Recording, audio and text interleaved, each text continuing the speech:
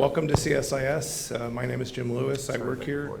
Our first speaker probably needs no introduction, but I will introduce her anyhow. It's Jeanette Manfra, who's the Assistant Secretary of the Office of Cybersecurity and Communications at DHS, the Department of Homeland Security. She's the National Protection and Programs Director and Assistant Secretary, a long-time expert in the field, long-time public servant at DHS. We're very grateful that she took time today to come and speak to us. She has spent time at the White House in the past, at the National Security Council, and before working at DHS, she was in the Army, which is always a good recommendation. So with that, Jeanette, please.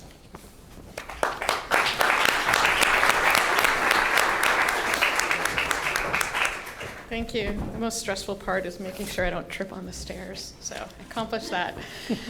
Thank you all so much for being here, and thank you so much, Jim, for having me and for all the work that CSIS does in this space. I think it's really important to continue to engage with the policy community and those around here thinking about cybersecurity. And so I wanted to just spend a little bit of time talking about sort of what we do at DHS. Some of you are probably very familiar with that, probably more familiar than you would like to be. Some of you are new to cyber and what DHS does. So I wanted to just give you a little bit of background of what it is we do, why we do it, but then I really want to spend much of the time after that talking about where we're going and how important it is to continue to partner with folks like yourselves to get the best ideas. Cyber is a really challenging topic, both from a policy and an operational perspective. So looking forward to hearing some of your questions and engaging with you all in future dialogue. So I don't think I need to talk too much about the growing challenges in cybersecurity. Our threats are becoming more aggressive, more dynamic, more sophisticated. I'm going to spend today focusing on the federal cybersecurity aspect, but the department also has a very crucial role on critical infrastructure.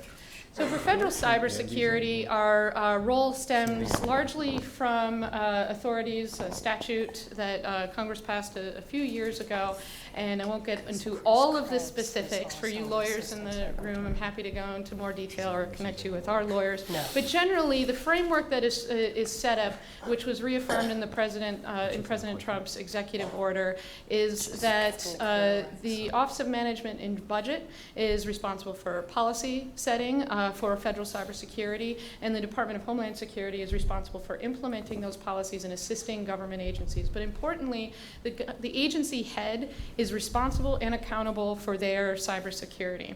And so we work to develop and implement these policies. We work with agencies to understand what capabilities they need, and we work to understand what capabilities DHS needs to provide. And this has been evolving significantly over the past decade. My organization has been around for a little bit over 10 years.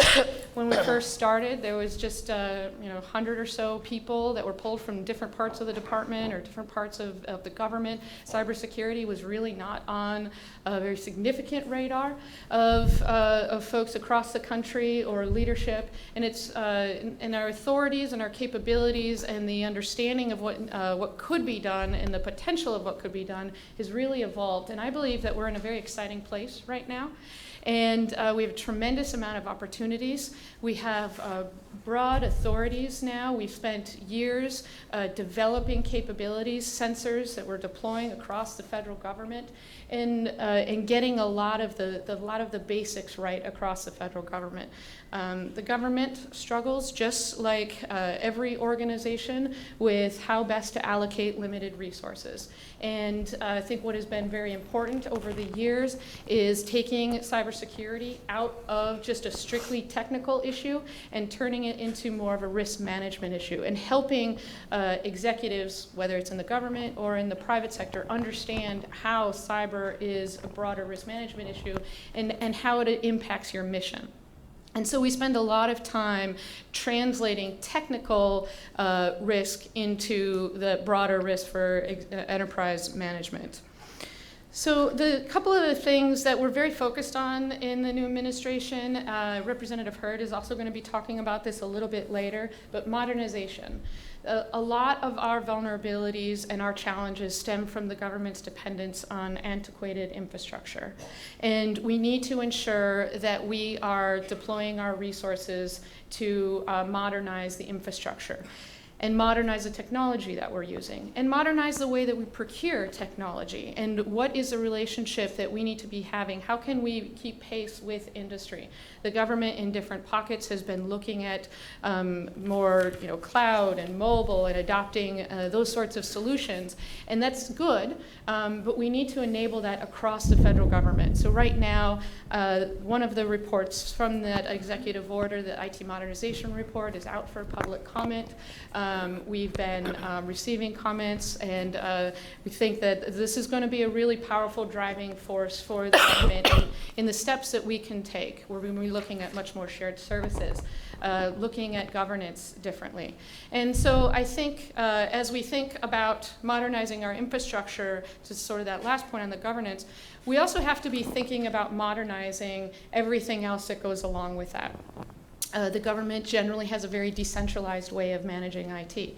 And so we're thinking about, are we making the right policy and governance choices with IT? And why that's relevant to me is because how the government manages its IT and its OT capabilities directly then relevant to what I can do to make it more secure.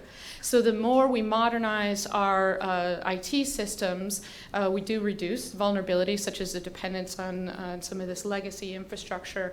But if we're not also modernizing our security practices, we can, well, first we could reduce the benefits that we get from the efficiencies of this modernization, but we're also then not taking advantage of the more modern ways to secure that technology. So we're looking at it from both, thinking about how we are using technology, how we're modernizing the actual technology, how we're modernizing our processes. We have a lot of very bureaucratic processes. We're very compliance focused in how we think about cybersecurity in the government.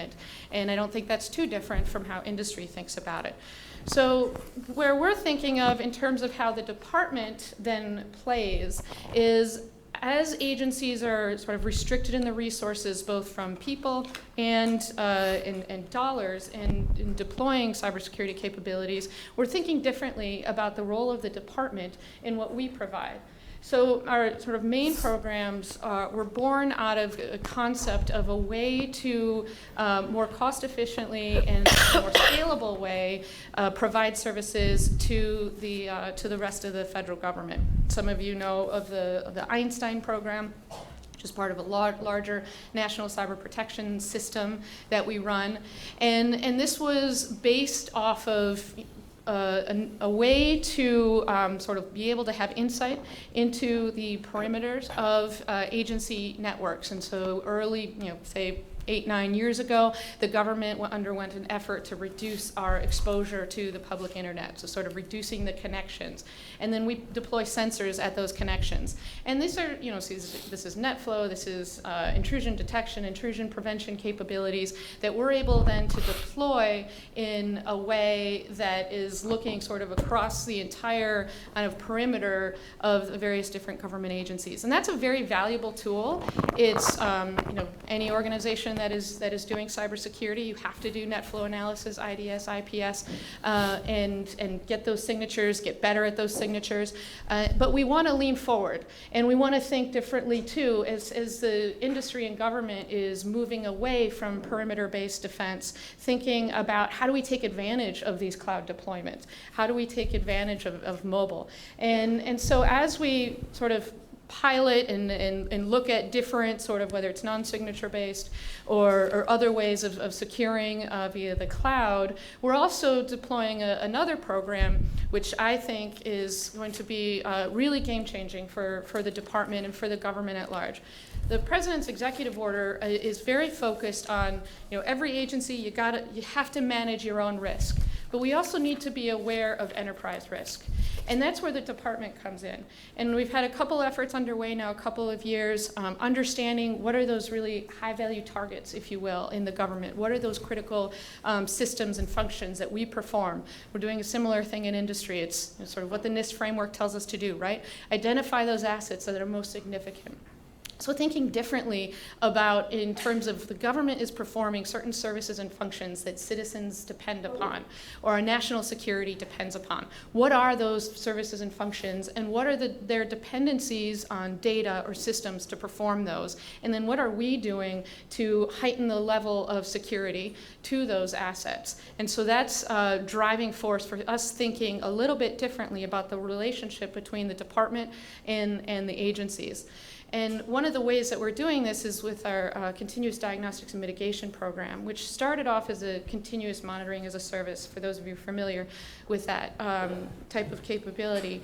But what it's really evolving into is an innovative way for the government to think about shared procurement, shared services, and deployment of consistent technologies. So for those of you who are less familiar with it, the Congress appropriates us money to then work with agencies, work with GSA. We build out a sort of set of large contracts and work with the agency and those integrators to identify the agency requirements, and then we're purchasing the tools. So that allows us to get tremendous purchasing power, because now you have the entire federal government. It's standardizing and having more consistent tools. It's also enabling access to capabilities that a lot of agencies didn't previously have access to. It'll get us to a point where we're moving out of a compliance-based security mindset into an operational security. That if you're continuously monitoring and you're setting your parameters, you as a CISO or a CIO will, and ideally as an executive, will have regular insight into how my systems are actually doing from a security perspective, not every 3 years going through a large checklist.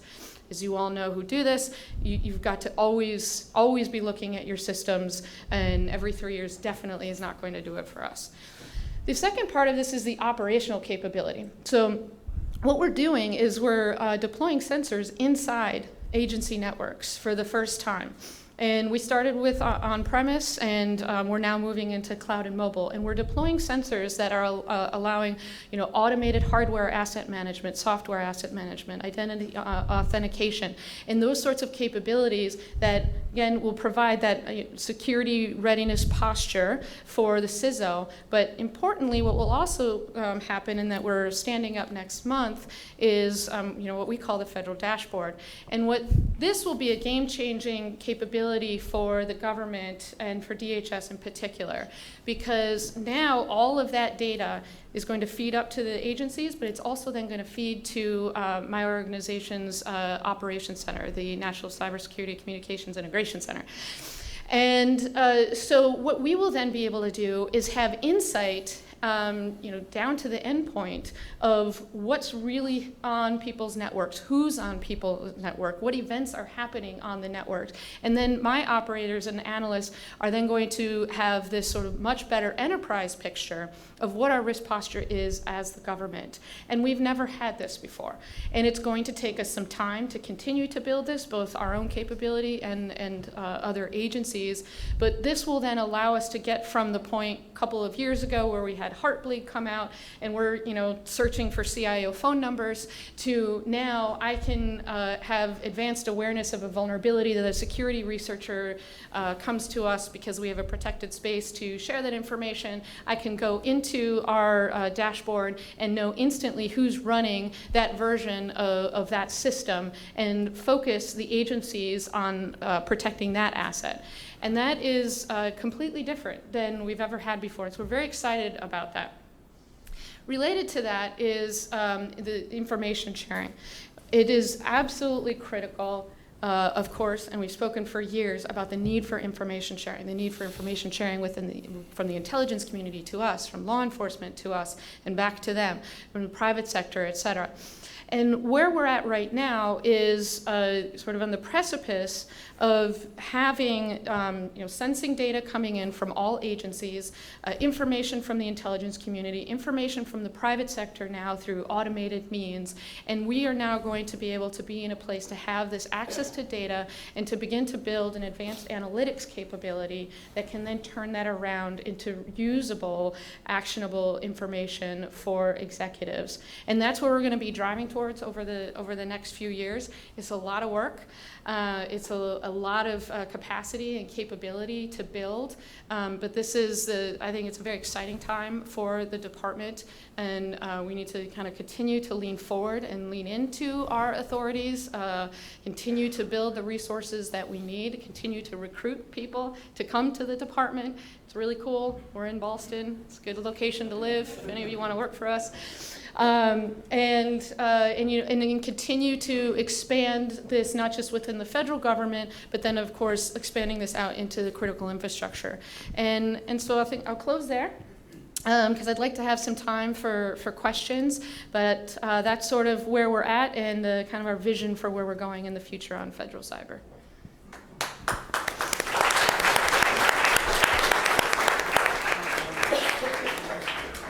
10-15 minutes.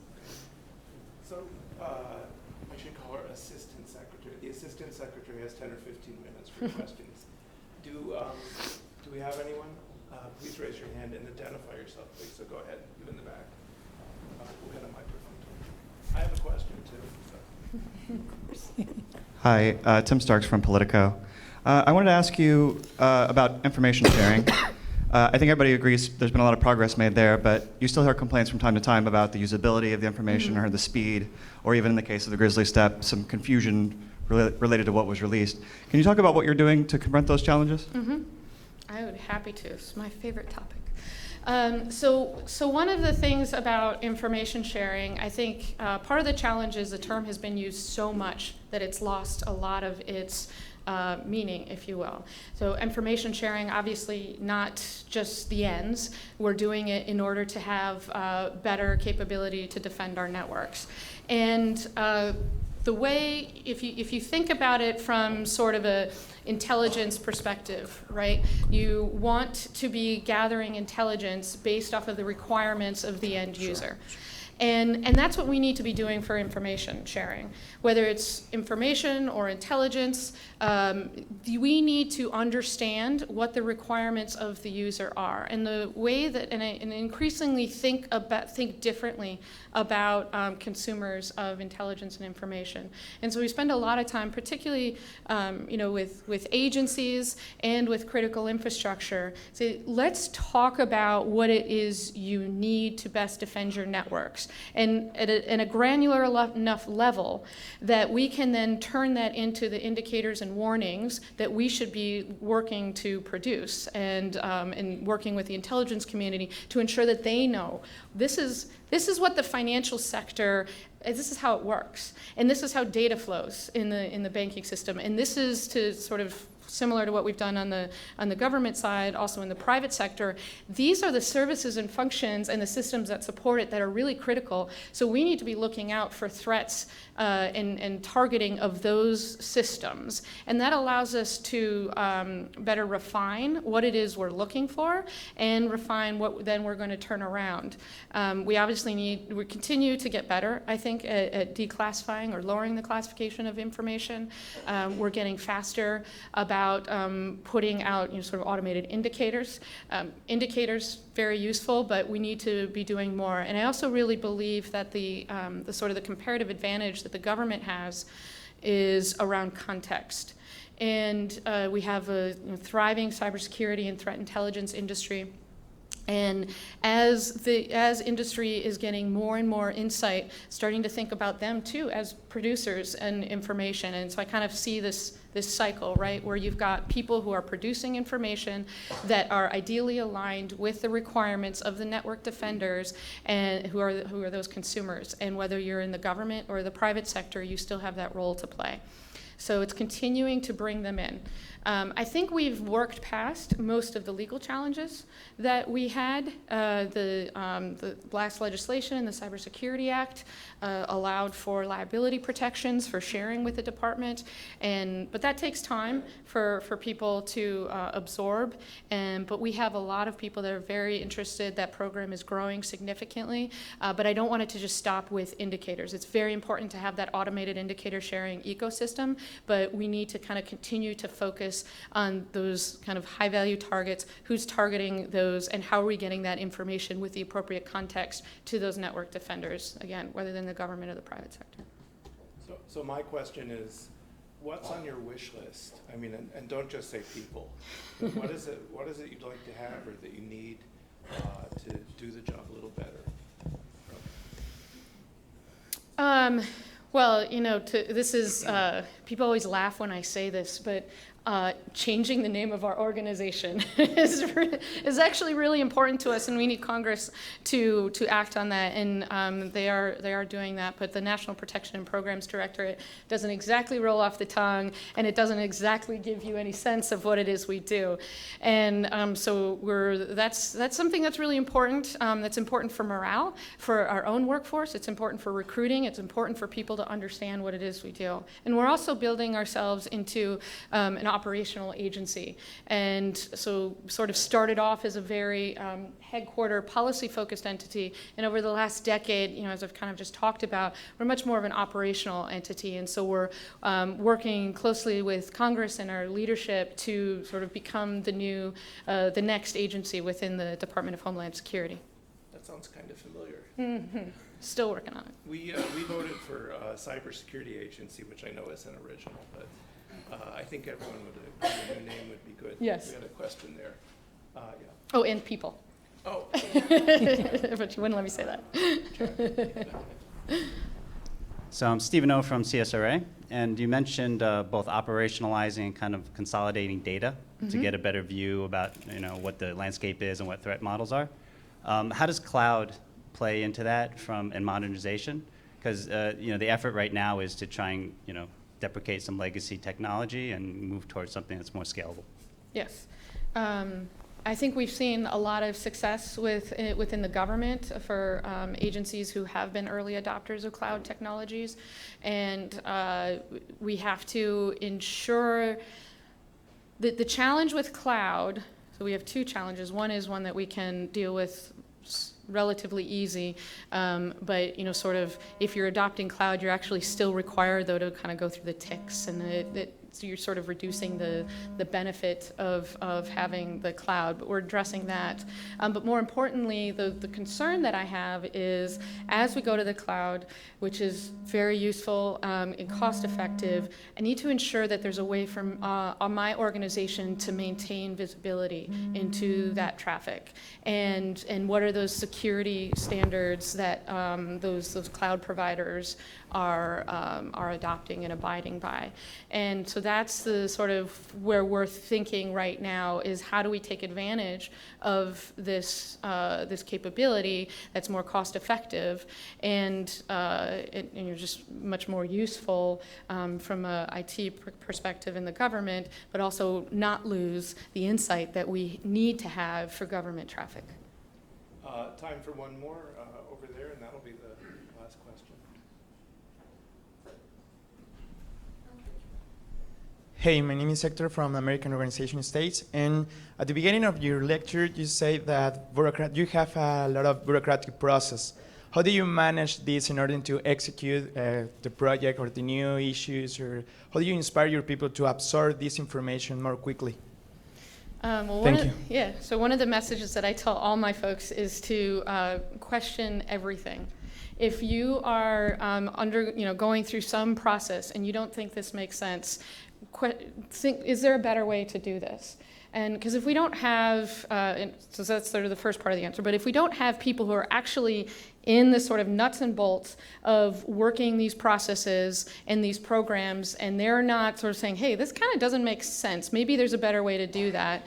We may be missing something. We may have no idea that we're wasting all sorts of man hours and resources around a process.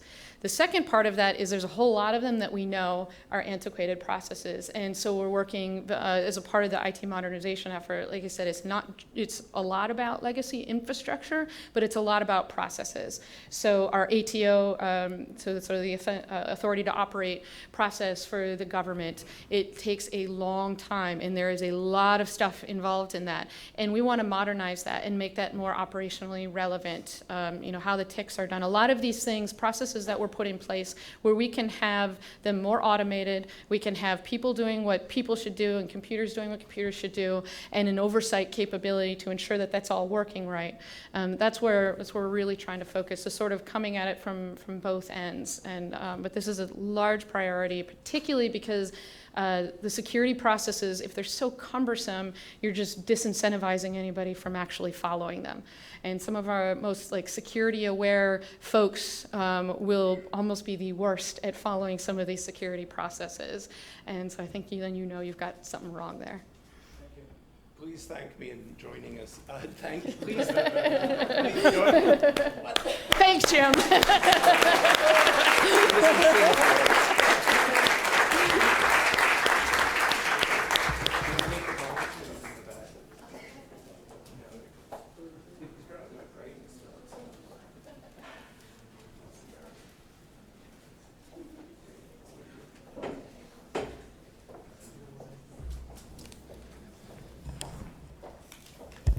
Hello, everyone. My name is Will Carter. I'm the Deputy Director of the Tech Policy Program here at CSIS, working with Jim. And it's my distinct pleasure and honor to introduce Representative Will Hurd, who's from the 23rd District of Texas. Representative Hurd is one of the leading voices in Congress on cybersecurity and technology issues, and has been involved in many of the very important efforts by Congress to address some of these challenges of federal government cybersecurity. He is the chair of the Information Technology Subcommittee on the Committee for Oversight and Government Reform, which is a key platform for addressing many of these challenges. And he has also sponsored a very critical bill called the Modernizing Government Technology Act, the goal of which is to give federal agencies some of those tools and resources that Jeanette talked about in order to address many of these challenges. So I will let his remarks speak for himself, but it is my pleasure to introduce Representative Hurd.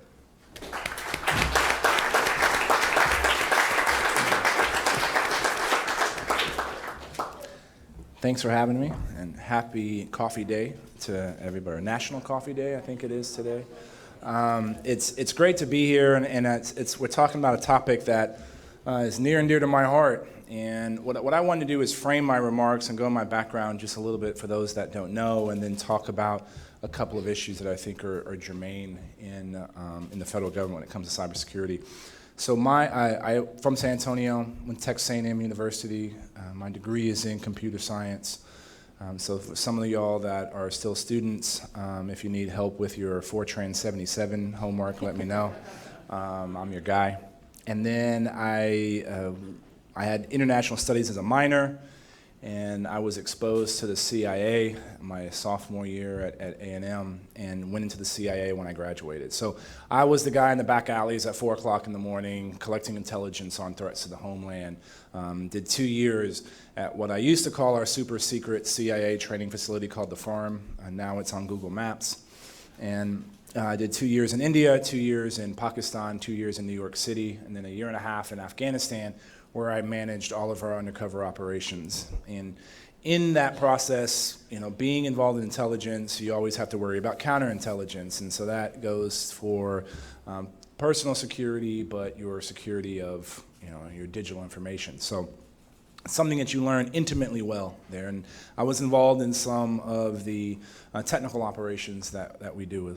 And I had to also brief members of Congress, and I was pretty shocked by the caliber of our leaders.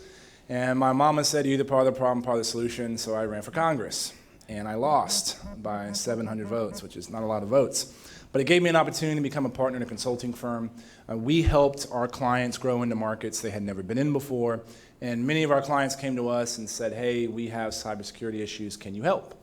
And we were all a bunch of former CIA officers, and being good former CIA officers, we said we know a guy, and helped start FusionX, which was a cybersecurity company. It did technical vulnerability assessments, penetration testing, things of that nature. And it was a great experience, not only to help start a company flat-footed, but to understand the threats that are out there to the private sector, but also the talents that is out in the private sector. And the opportunity came to run again in 2014. I took it, and this time I won.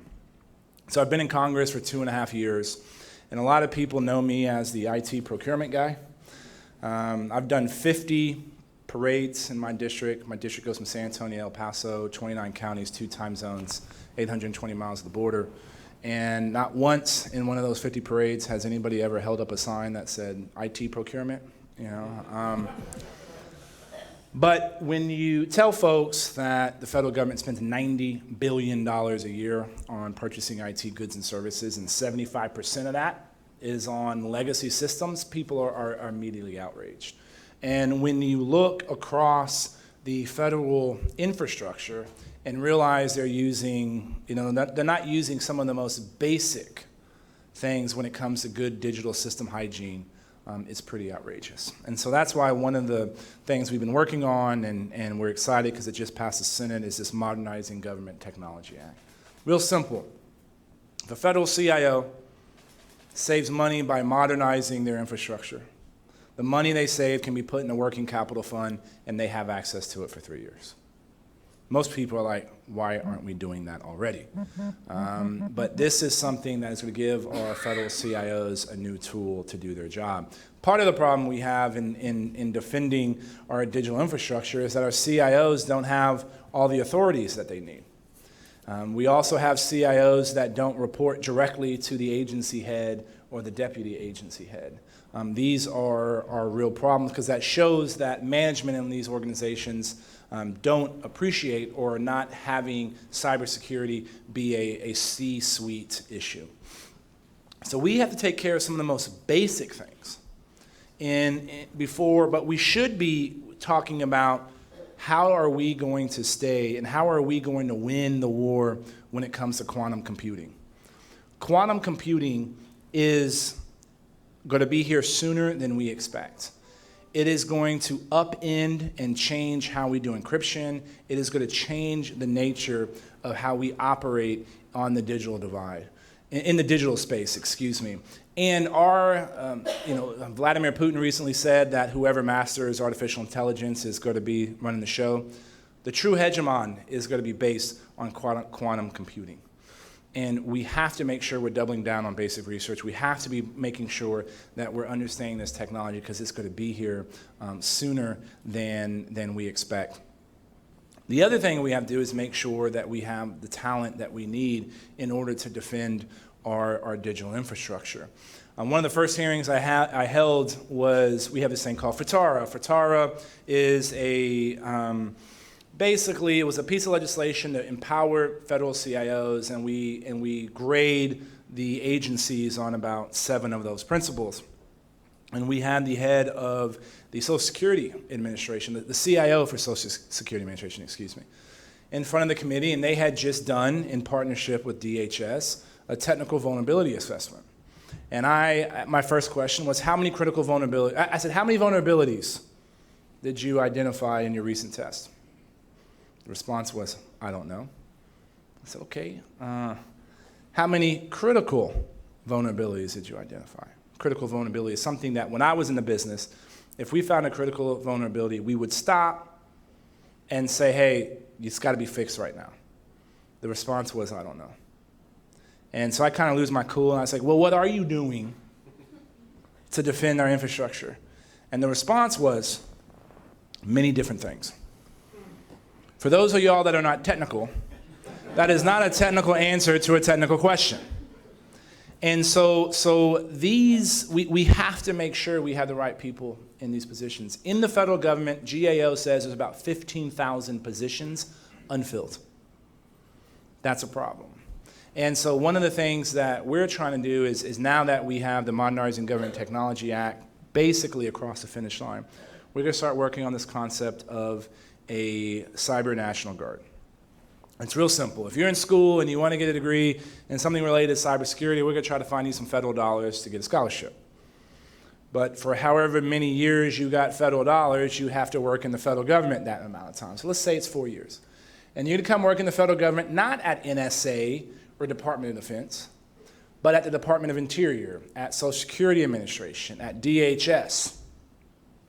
And then after you fill that time and you go work in the private sector, that company is going to loan you back into the federal government for the proverbial 1 week in a month, one week in a month, 2 weeks a year, or likely it's going to probably be more something like 10 days a quarter or 10 days every other quarter, to make sure that there's enough time that you can get your hands into a major problem.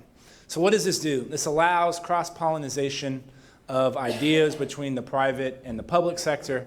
It allows for the private sector to understand some of the challenges and tribulations that we're having within the government, and it accepts the fact that the government is never going to be able to compete with the private sector for good talent.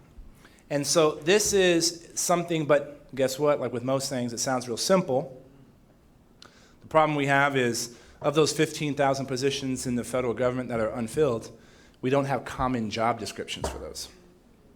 So if we have somebody graduating from, you name the university, and we don't know exactly if they're going to have the skill set to fill that job because we don't have a job description. This is something that wouldn't exist in the commercial sector. So we're trying to solve that problem. Not having a federal CIO encumbers that a little bit, but what has been great is the Office of American Innovation is an entity that we have been working with closely on the implementation of MGT, on the implementation of many of these other issues. I think cybersecurity is one of those final bastions of bipartisan support up here in Washington, D.C., and that's something under the past administration, both sides of the political divide worked very closely with.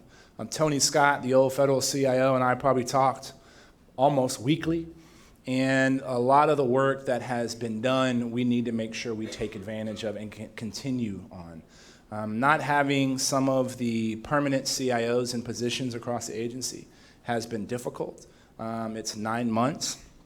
But Congress should continue to fulfill our oversight role and bring many of those folks back to the Hill and shine a light and make sure they're following up on many of the programs that were put in place under the past administration. And that's something that my subcommittee is really looking to do. So I just got the sign. I'm going to go ahead and wrap up there and love to take some questions and talk further about what y'all want to care about.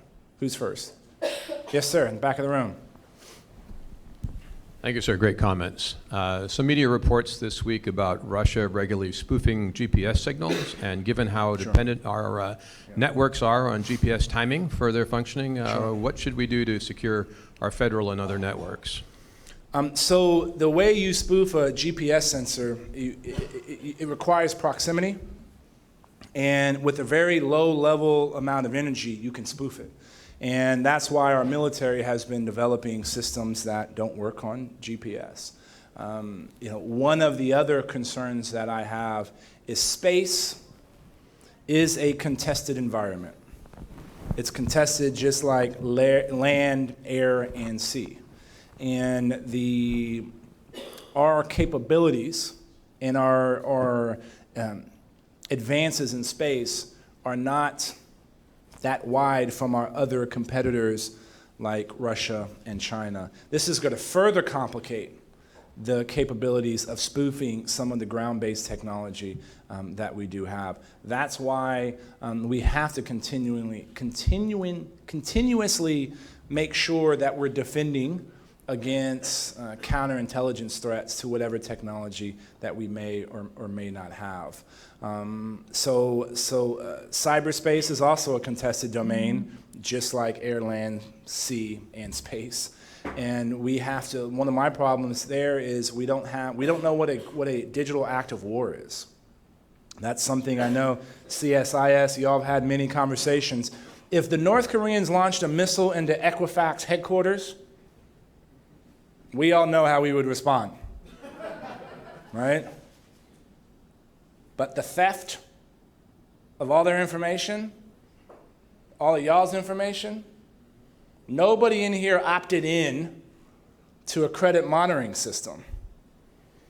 But that information is going to be ultimately used against us. It has shaken the foundations of authentication because we do so much authentication based on what you find in that credit report, and guess what? Now somebody has it. So they're going to be able to spoof you. Is that an act of war? Okay, let's say we can't figure out what an act of war. What should our response to some of these kinds of things be? Those are very valid questions, and sometimes the response should be articulated. Sometimes the response should be, I'm not going to tell you what we're going to do, but we're going to do something. Strategic ambiguity is valuable at times as well, but we should be having these conversations. The UN has identified what is an act of war. One of the things they say is an act of war is manipulating somebody's utility grid, fooling with the electricity. Guess what? That happened. The Russians did it to the Ukrainians. What was the response? Nada. Right? So these are some of the questions we should be having. And yes, these questions are being discussed in different places, but we don't have a national strategy around that. And so these are some of the issues that we're going to have to grapple with over the next few weeks and months. Who's next? I guess nobody cares about the Russians either, you know? Yeah, yes, sir. Hey, thank you. Representative Hurd, appreciate all the work you've done on getting MGT across the finish line. We're not going to spike the football yet. We still have a little way to go. Jeremy Olcox with Clear Edge Partners. Yeah. Will there be a report card that will be developed to hold agencies accountable for the development or utilization of these funds? Sure. And the flexibilities? The answer is yes, because we're going to add it to the FITARA scorecard. The FITARA scorecard, as I said, is something we look at, something as simple. The federal government is supposed to be consolidating their data centers. But every time GAO does a review, they find out, oh, we have some more data centers that we didn't keep track of before. It's like, how does that happen? Yeah. And so we're grading things like that, and we're going to add the MGT fund, the working capital fund, to this, because in my opinion, if an agency is taking advantage of the working capital fund, then they have a culture of modernization within the organization, and that's a good thing. Now, we also, when we created this, there was no expectation that all 26 CFO agencies, that's the term for the large agencies in the federal government, we're going to take advantage of this. And that's okay. We wanted to have 26 different kind of laboratories. But over time, we should be able to see that. And one of my concerns is, in the first year of this, and let's say we get this done in December, when the NDAA, when we have a conference committee between the Senate and the House on the NDAA, and that gets signed by the President, we have until the end of the fiscal year, right? And so we want to make sure that we are working with some agencies to ensure that they're taking advantage of this in year one. And the goal is to keep track of that on the FITARA scorecard. Because we're already doing other things like monitoring the Megabyte Act, making sure agencies know all the software licenses that they have. And guess what? The answer is they don't, right? Which is just absolutely shocking to me. One, it's a waste of money, and two, not knowing what tools you have on what widgets you have on your network is just unexcusable to me. Hi, it's great to see you again. Karen Yeah. Evans from the U.S. Cyber Challenge. I want to follow up on the scorecard question. So is it, I know it is possible, so I know I'm planning this idea with you. Yeah. Okay, on data center consolidation, when GAO comes back, when I talk to agencies and I say, hey, how come you're just not eliminating a data center? The answer is we don't get graded on that. So they're only tracking consolidation.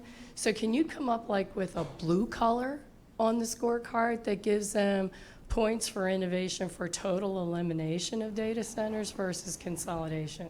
Because they're doing exactly what you ask them, and they're not like reaching to what you really want them to do. So if they don't think they're getting graded on it, then I'd like to talk to that CIO.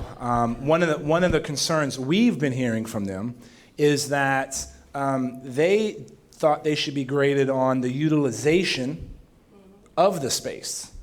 And we said, great, good idea. Let's make that half the score. And the first time we did it, you know what happened? All the scores dropped because their utilization rates were terrible. And so what is often frustrating for me is how can some of this behavior continue? And for me, it's continued oversight, and we'll look at that issue specifically if it drives good behavior. I actually enjoy having boring hearings. Because if we have a boring hearing, that means whatever the issue we were going to look at, they sorted it out the night before, right? And that's what always happens. And so you come in and be like, why haven't you done this issue? Oh, Congressman, we took care of that yesterday morning. Great. But that's fine. That's where oversight goes. But we'll look into that and follow up. And you know Austin, so drop a line to Austin and Troy. Okay. I'm going to take my prerogative quickly to ask you a follow-up question as well. You mentioned that you initially decided to run for Congress when you realized the lack of experience and sophistication in Congress on these issues. Do you think that's improved? And where do you see that going over the next few years? So I'm in Kabul. Bomb goes off on the embassy, kills some of the local guard, takes out a section of the wall. My unit had to figure out what was going on. And later that night, we had a congressional delegation in the embassy in Kabul from members of the House Permanent Select Committee on Intelligence. And we get in the briefing, and a member asked, this is 2007, 2008, why was Iran not supporting the Taliban in Afghanistan? For an august body like here, y'all know how crummy of a question that is. So I started explaining the Sunni-Shia divide. Congressman raises his hand. He goes, Hurd, what's the difference between a Sunni and a Shia? And I'm thinking he's getting ready to make a really inappropriate joke, and who am I to deny him that opportunity? And my response was, I don't know, Congressman, what's the difference? And I'm waiting to go, bum. His face goes bright red, didn't know that difference in Islam. Now, I don't expect my brother to know that, one sect thought Ali was the person that was supposed to succeed Prophet Muhammad, and the other group, believed Abu Bakr was the one ultimately ordained by God. I don't expect that, but you should know the macro issues on, Iran, Iraq, Lebanon, Syria. You should be able to understand some of these basic things. Many of my colleagues that deal with financial services issues don't know the difference between an investment bank, a credit union, and a commercial and a community bank. There are still colleagues of mine that believe the dark web is direct messaging on Twitter. But I will say, the focus on the issues of the day, people care about that, and I've found my colleagues to want to reach out and get smarter on. And that's why having engagement with industry, engagement with academia, engagement with nonprofits is so important to raising the common body of knowledge on whatever particular topic we may be dealing with. And I will say, when it comes to cybersecurity, OPM has focused everybody's attention on this topic and is making it something that folks want to care about. And I have been shocked. I just turned 40. I've only been in Congress for 2.5 years.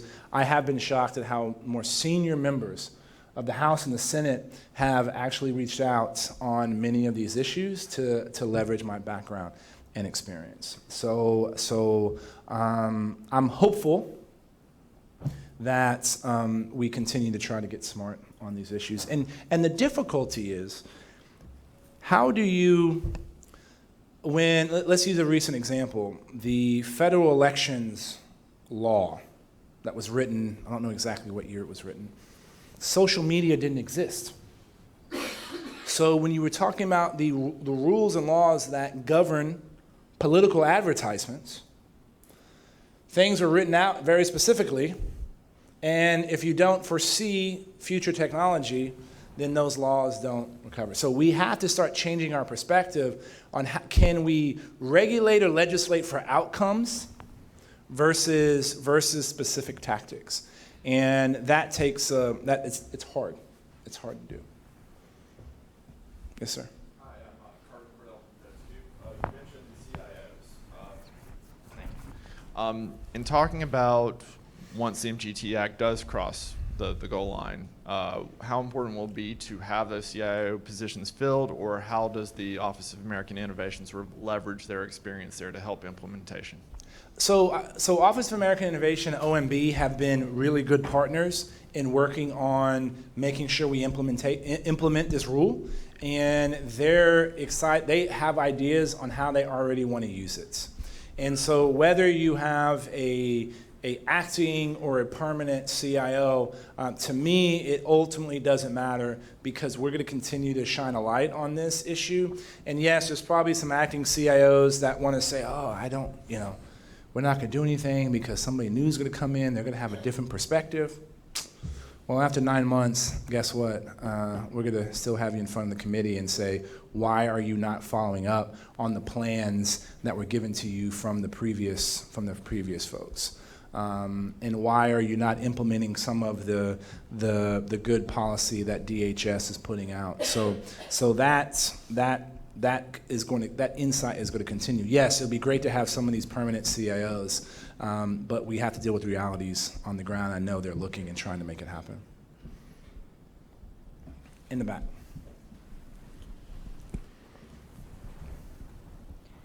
Patience Wade, FTI. There is a recognition at DHS that 70–80% of critical infrastructure in the United States actually falls within the private sector. How does that play out with cybersecurity when Equifax, for instance, demonstrates it's fine to talk about OPM, but there is a major private sector risk as well? It's a very good question, and I think the conversation on breach standards is going to pick back up. I think the conversation on the way somebody was explaining to me today, we always talk about counterterrorism, but we should be talking about preventing terrorism, right? And we always talk about cybersecurity and responding to attacks, but we should talk about preventing attacks. And the way we're going to ultimately do that is to ensure cooperation between the federal and the private sectors, especially when it comes to critical infrastructure. And I think, look, our banks have probably a better idea of where the Russians are going to try to attack the financial infrastructure and then my friends in government. And so we should be able to take those assumptions and turn them into collection requirements and have the folks in the NSA and the CIA go and collect on that and turn that back, get that back in the hands of people that are having to defend this infrastructure. Turning private sector assumptions into national collection requirements is not difficult. Tasking that out to core collectors isn't hard. But once that information is received, getting it back into the hands of folks in the private sector, that's the difficult thing to do when we're trying to figure out how we're going to do it. But when it comes specifically to Equifax, I always said that if a private sector company would have done what OPM had done, there would be tens of millions of dollars of fines and people thrown in jail. So we're going to see how this unfolds as regulators start looking at this, and I don't know the answer. Yes, sir. Congressman Scott Townsend with DHS and Getting IDs. Right back at you. I think back to all the technical and the things and the changing things you're talking about. I think back to the 9/11 Commission basically telling us we organizationally were not ready to handle the surprise. Yep. How do we avoid continuously being surprised? And it's not just cyber, it's all the other stuff that'll Sure. keep coming down the track. And I just can't see where we're culturally more able to push and adapt and just not keep waiting for the next thing to hit us. So the 9/11 Commission made it very clear that the intelligence community had to shift from a culture of need to know to need to share. And I have been surprised at how intelligence sharing within the federal government has improved from 2001 to when from 9/11 to when I left the CIA in August 2009. And I've even been even more shocked at how it's improved from when I left to getting in Congress. And I would call that horizontal sharing across the federal government. But the same concepts are important in cybersecurity and information sharing when it comes to cybersecurity.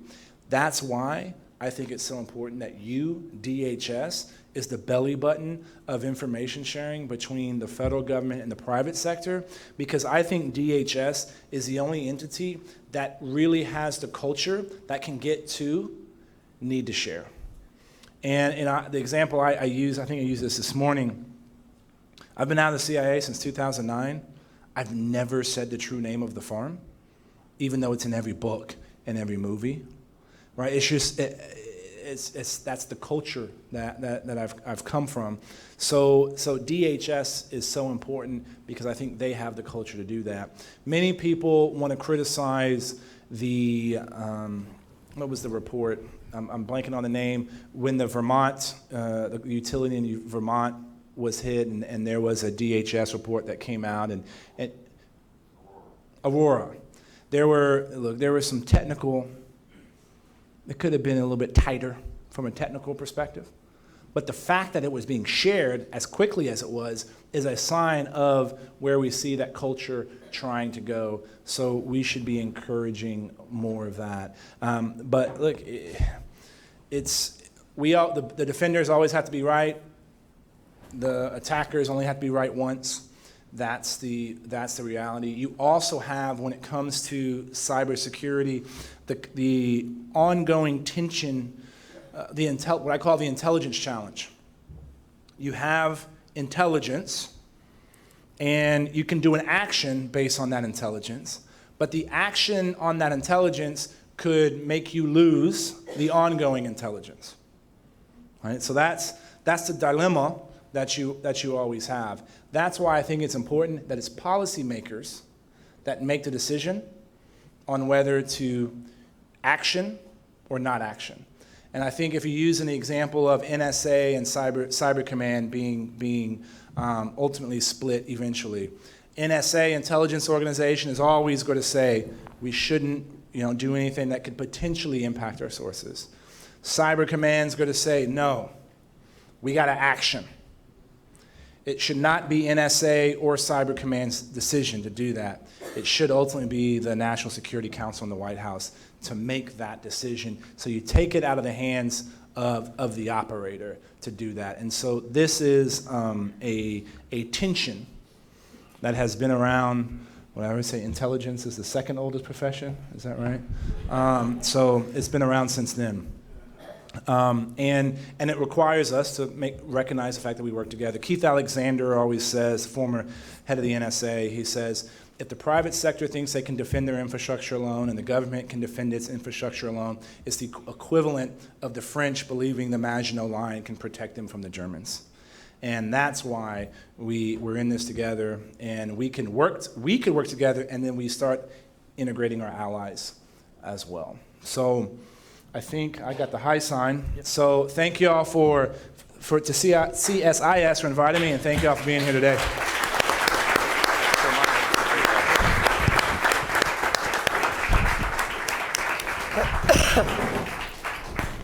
All right, so please join me in welcoming our distinguished panel to the stage now. This is a great group of some of the real leading experts on these issues, so looking forward to hearing from them. I guess I'll sit you down. That's my problem.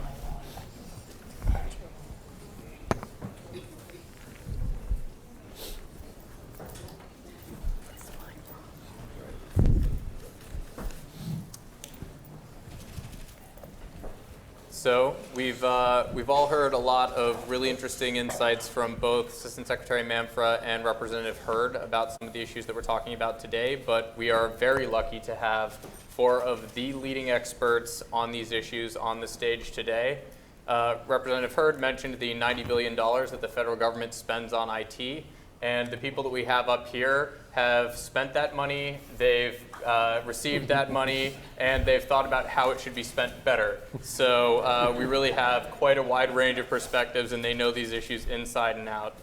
I'm going to introduce them each briefly, and then I think we'll start by getting their reactions to some of what we just heard. But to start, Christian Marone is the Senior Vice President for External Relations and Chief of Staff at CSRA.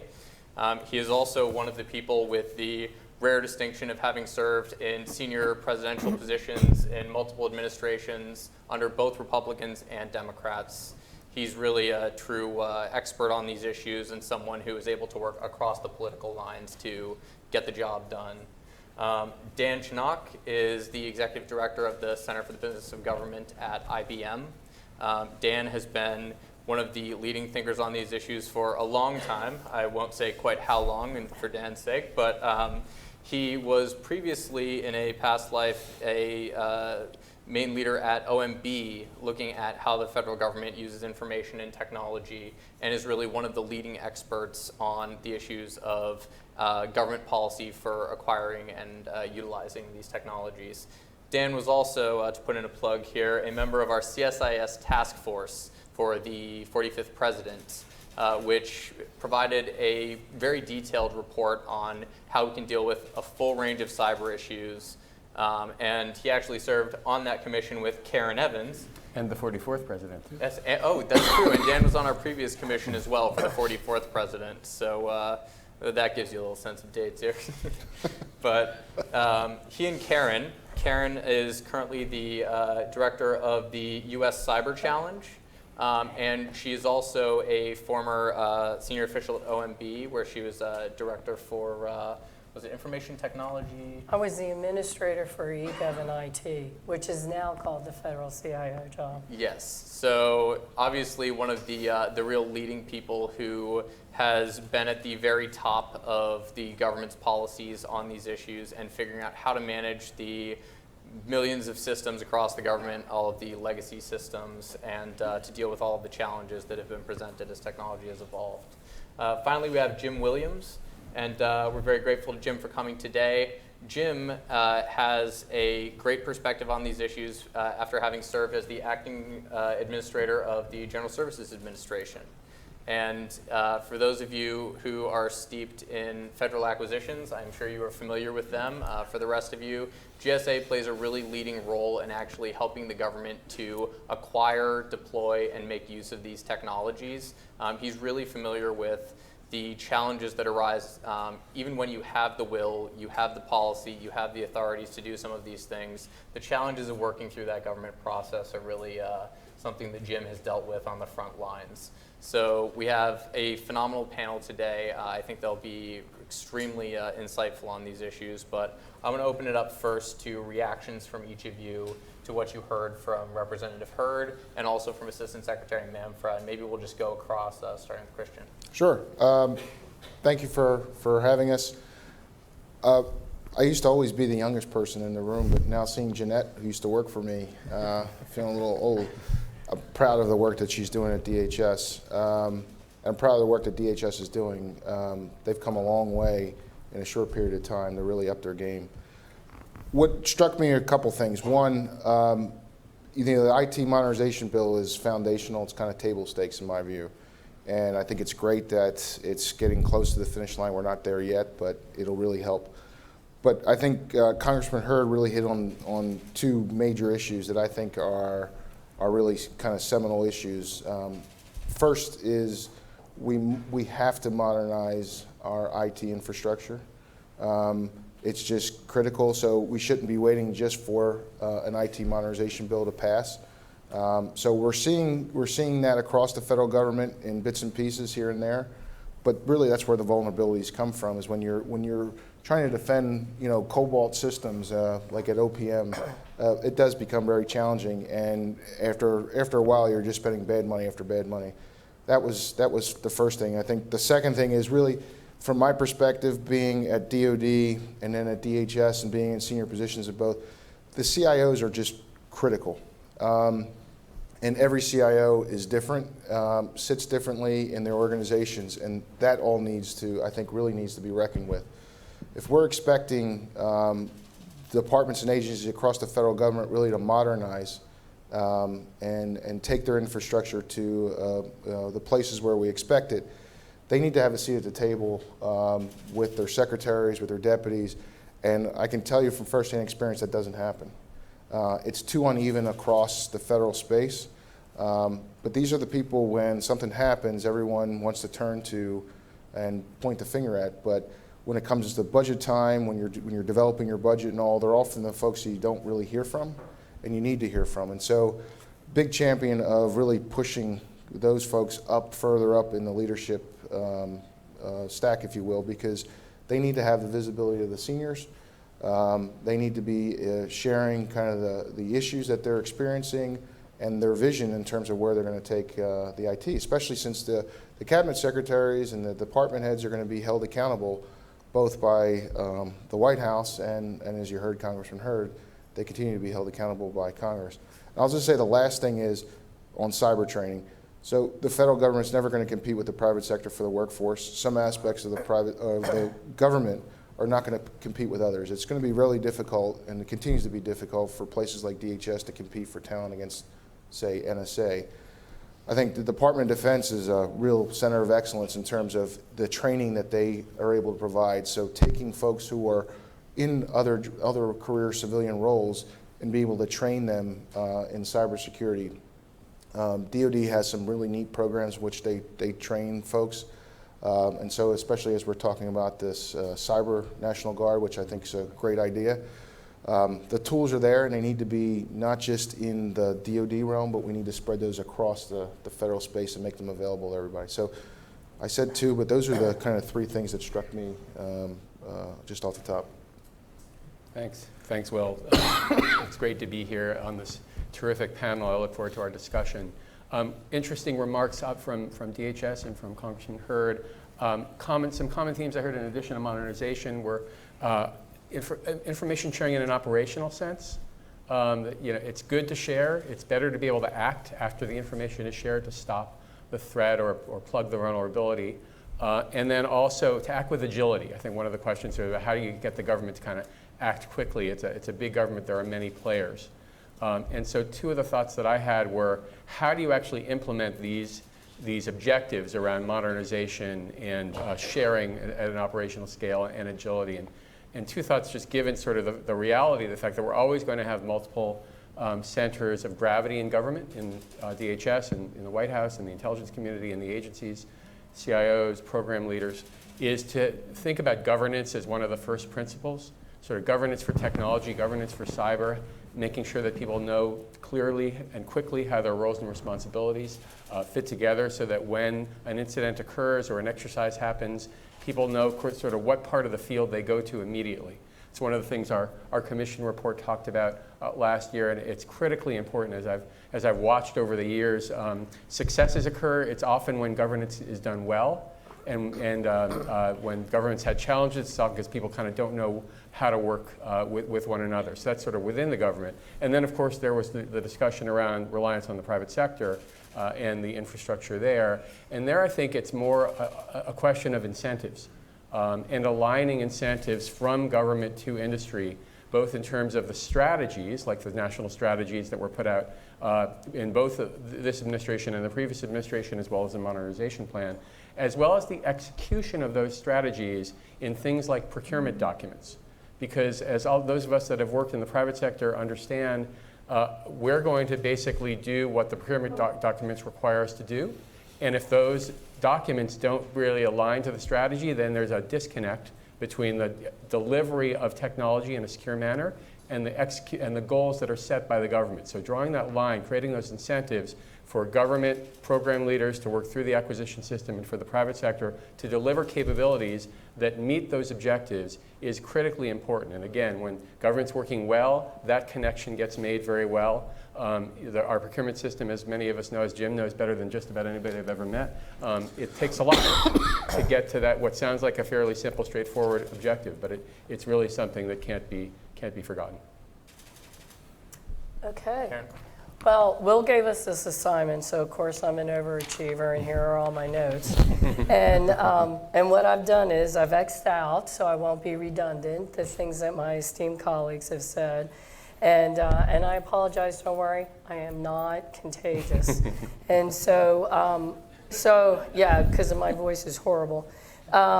So what I really wanted to hit on, there were some key points that Jeanette had hit on. And I think this is right, and she said she was excited, and I'm excited too, because we're in another transitional phase. And she said going from technical to risk management. And that's a key function that I think all of us need to really think about, because this conversation always devolves into a technical type of conversation. So she said they're really trying to do that, to move from technical to risk management, from compliance to monitoring, so that it feeds into the risk management, moving from policy to operational, truly operational.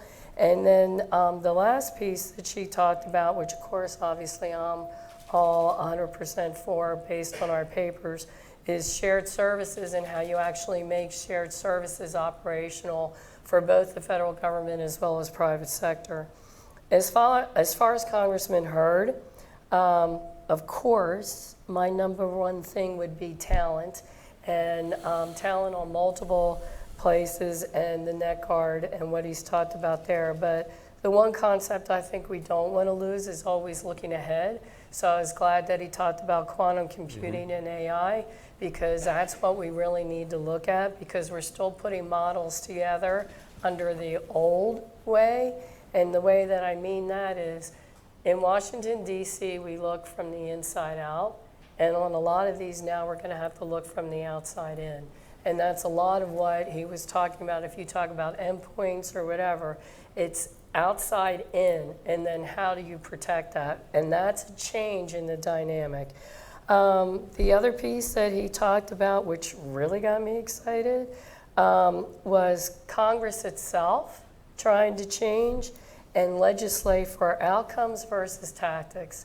If Congress can pull off legislating for outcomes versus tactics, I think all of us will be really excited, especially those who have to implement. And then the last piece, which made me very hopeful, is the DHS's culture that he talked about and embraced, and their culture of need to share. And I think we really, as a nation, need to build off of that culture that DHS is growing.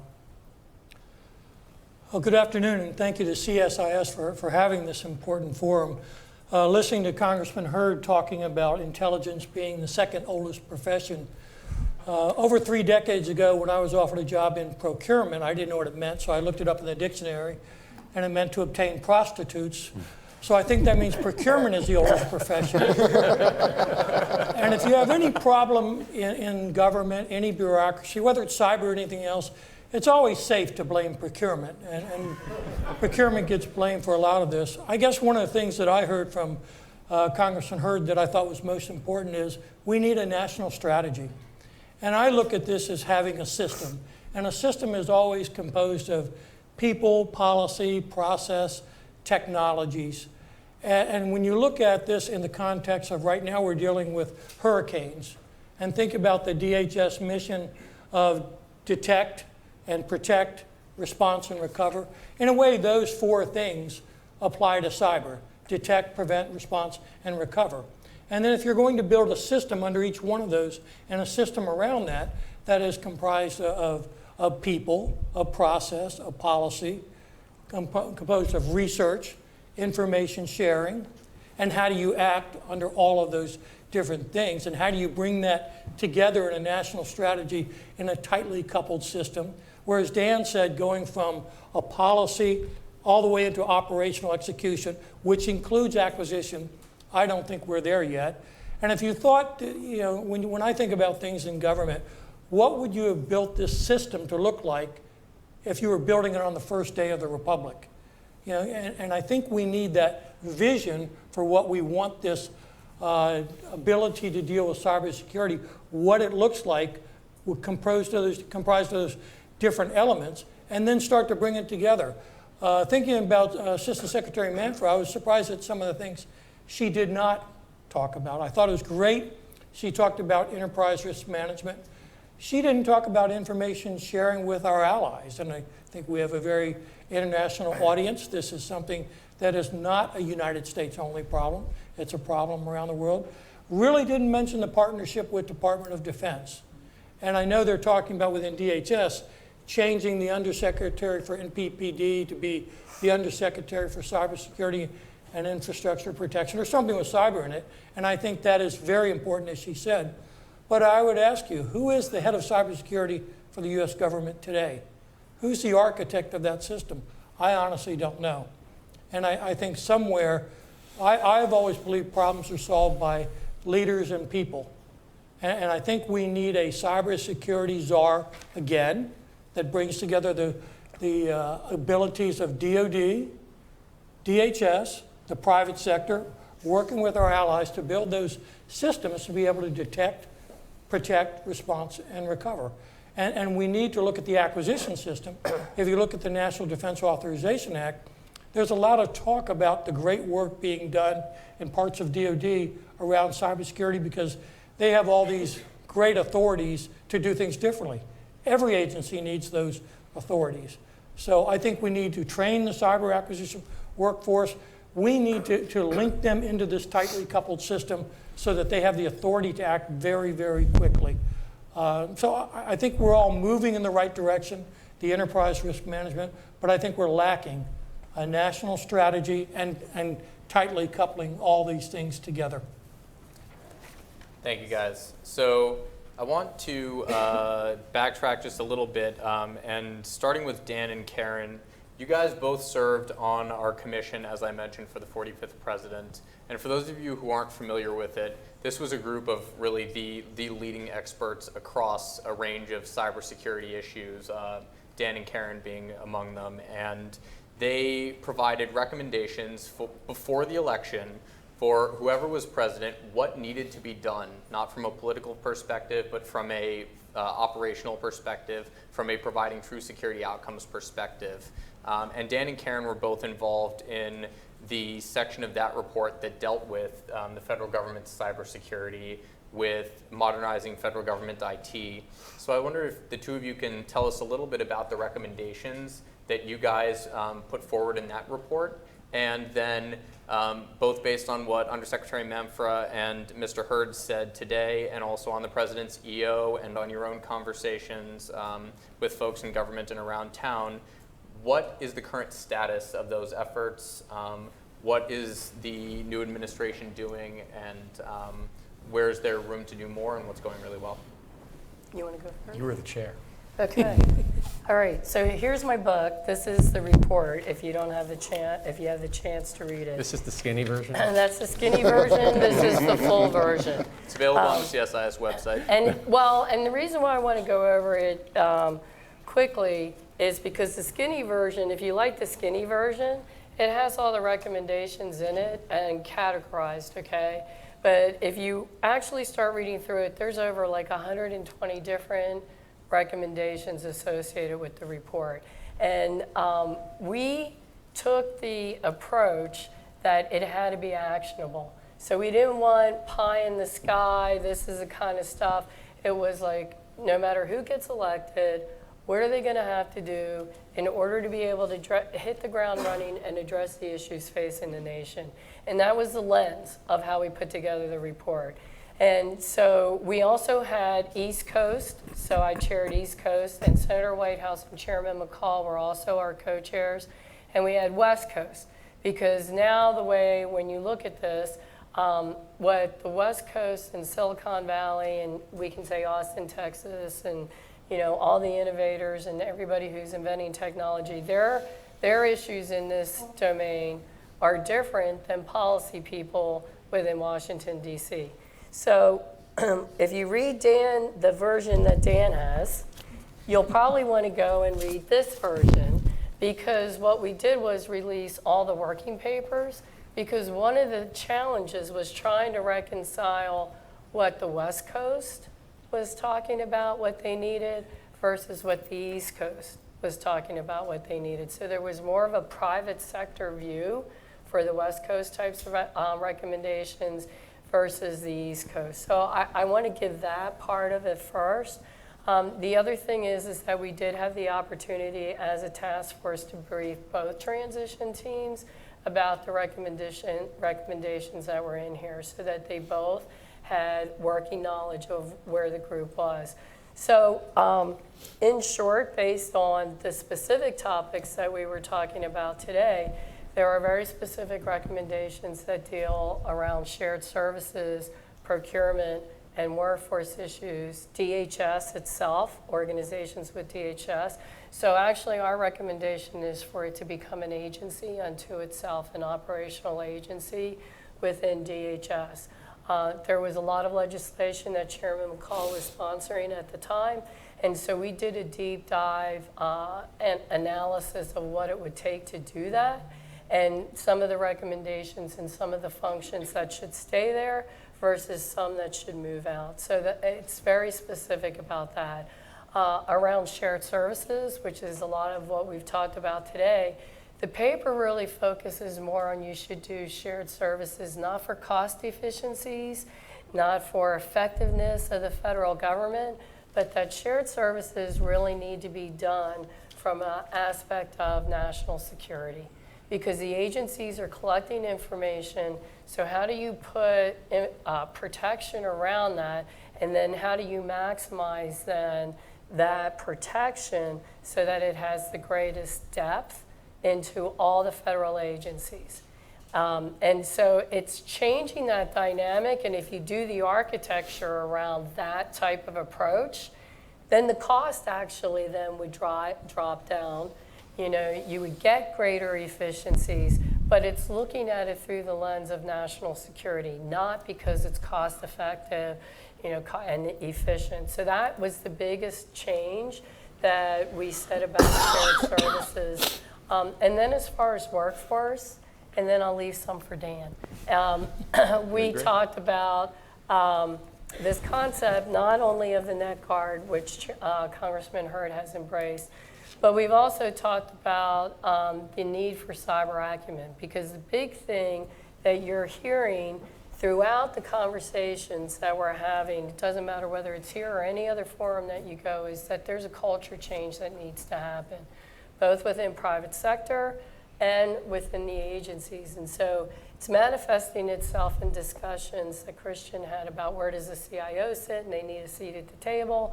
It's manifesting itself in Equifax around regulations, and now the CEO's gone, and the CIO left first, and so did the CISO.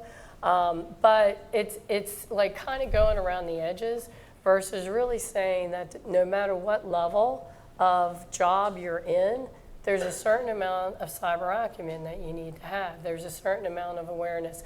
And this is moving away from the annual, we need to do cybersecurity training that's in the Federal Information Security Now Modernization Act, into it needs to be thought about in everything I do, no matter what kind of business I take on, what kind of new system I want.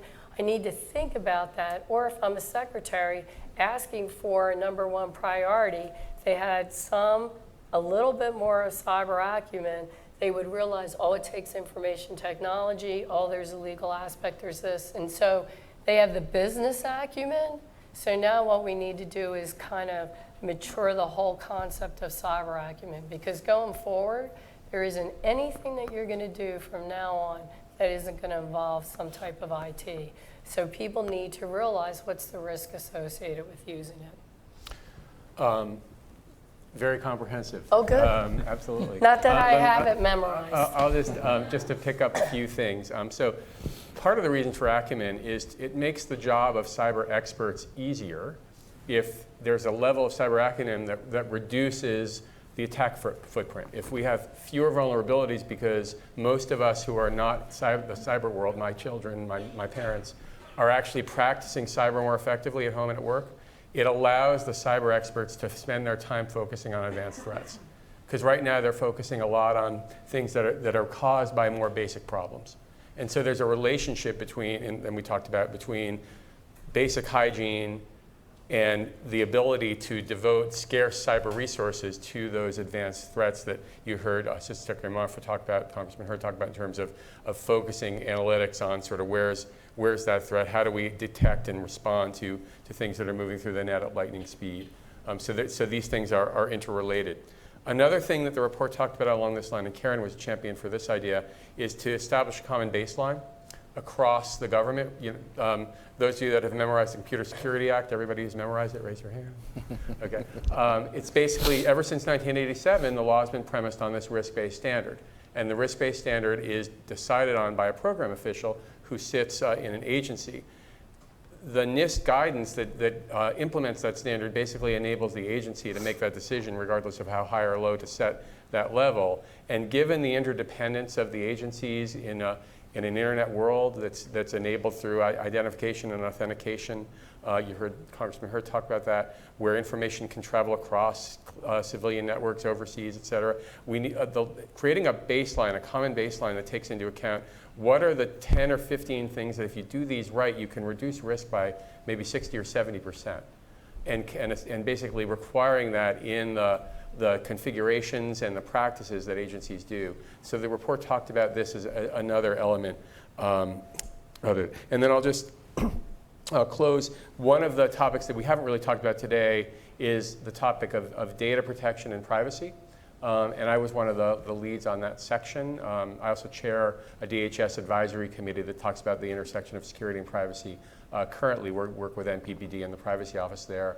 And the report talked about the need to kind of think about privacy and security together as a data protection strategy.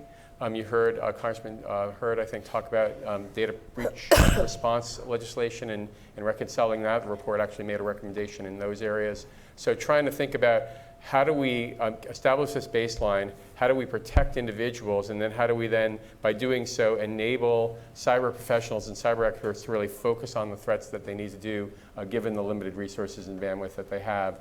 Those were some of the sort of strands that the report went through. And I'll just close. One of the questions you asked is sort of how's that manifesting in the current environment? And I think there are elements of all of these recommendations in the executive order and in the modernization plan. Well, and the one last piece, and I agree, the executive order took to heart a lot of the recommendations that are in here dealing with the agency head. But there's one piece, if you only read the short version, that you can take away. And Jim, you hit on it about our allies and information sharing dealing with our allies. So what was really important to Chairman McCall as well as to Senator Whitehouse was the whole idea of the data flows and the national strategy and how you would do that and how we need to have MLATs reform going forward. So a key concept in this was that if the administration could agree to a principle while all the other pieces are working out, the principle that we set forward is data, and it's along the lines of the privacy piece, is data belongs to the user. Which means if the country, so for example, you guys here for the United States or wherever country you're representing, if the data belongs to you, then all your country can now figure out what's the agreement, what kind of technical structure you need to have around that, how do you do the privacy, and then it'll roll up into then how do we do data flows between countries, how do we protect that, and then how do we deal with that from a law enforcement intelligence perspective. So the paper did very specifically say if the administration could adopt that principle that data belongs to the user, it would set forth a lot of clarity while all these other pieces are going forward. Thank you, guys. So I want to turn to Christian now. As someone who is trying to provide a lot of these solutions to the government, there was a lot of talk today about the fact that the private sector is ahead and we need to think about bringing what the private sector has into the government and streamlining that transition. and the transformation that's happened where a lot of the digital technologies that we use today were born in the federal government, but they've really grown up in the private sector. So as one of the key bridges that brings those technologies into the government, and having sat in the government trying to get access to these technologies, how do you think that's going? And what's your wish list in terms of what can we do next to improve that process? Well, let me start by, I'm very pragmatic in the way I look at these things. So having been in the government, when you're dealing with problems, you don't have the luxury of kind of being very theoretical. So you're just looking for practical solutions. I think the biggest impediment we have right now to really upping the game in terms of technology in the federal side, I mentioned the CIO issue. That's not insignificant. I do think that's a big issue. But Jim hit on it and hit the nail on the head. Is the way we buy things today is antiquated. So we buy a lot of things. It's more geared around a system, like a weapon system, something tangible, something that we're accustomed. We feel comfortable buying a truck or some goods. We don't know how to buy technology. When I say that is, in the private sector, the move has been outcome-based delivery. You want to buy an outcome. When you go on your Uber app, you don't care how Uber gets that car to you, whatever. You click on that app, where you want to go, that service comes to you, and then you pay that fee. You want that outcome, and it's up to Uber to figure out how the driver gets paid and whatnot.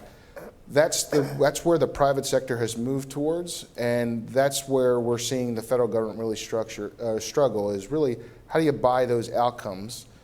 Because a lot of times, to be fair, they don't even understand what their outcomes what they really want. So what do we devolve to? We devolve to a staff augmentation, butts and seats kind of stuff. We hold on to more of the legacy IT. We're a bit squeamish about some of this new emerging technology that we're seeing that really can help automate. At the end of the day, technology is not the end-all, be-all.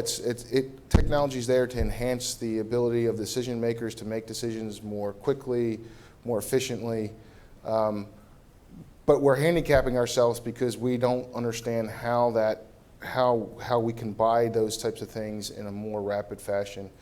And certainly, instead of buying a system, where we want to buy an outcome. And I think that's where certainly we see things moving.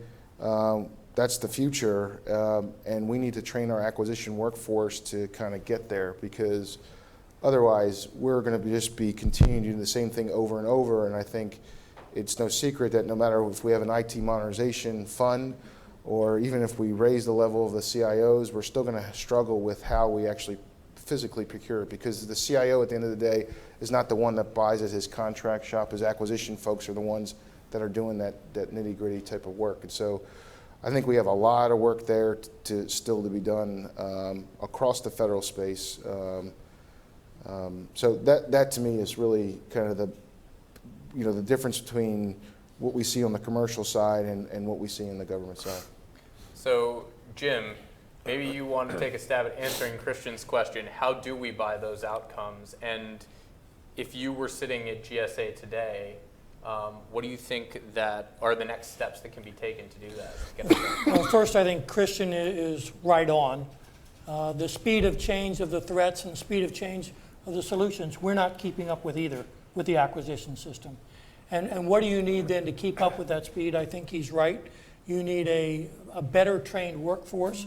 You also probably need to give them the same broad authorities that you're giving to pockets of Department of Defense, like DIUX, which they take all the rules away from them so they can do things faster. But we don't have that same broad set of authorities across the rest of the government. And when I think of a breach, and everybody's putting all the eggs in the basket of the CIO, I don't, because you look at a place like GSA or Interior, so there's a breach, and does the CIO really get involved in all the vehicles? Does it get involved in all the building systems? So I think you need a broad capability for the acquisition people to work with whoever that customer is, because information technology is in all parts of the mission. Give them the authority to move quickly and get the people trained. because typically procurement and acquisition people, they don't think about speed. They think about process. And what Christian said about weapon systems, the DoD 5000 series of processes is a very long string of processes. We don't have the time for that. And if DHS issues a binding operational directive that says to the agencies, here's a threat, do something.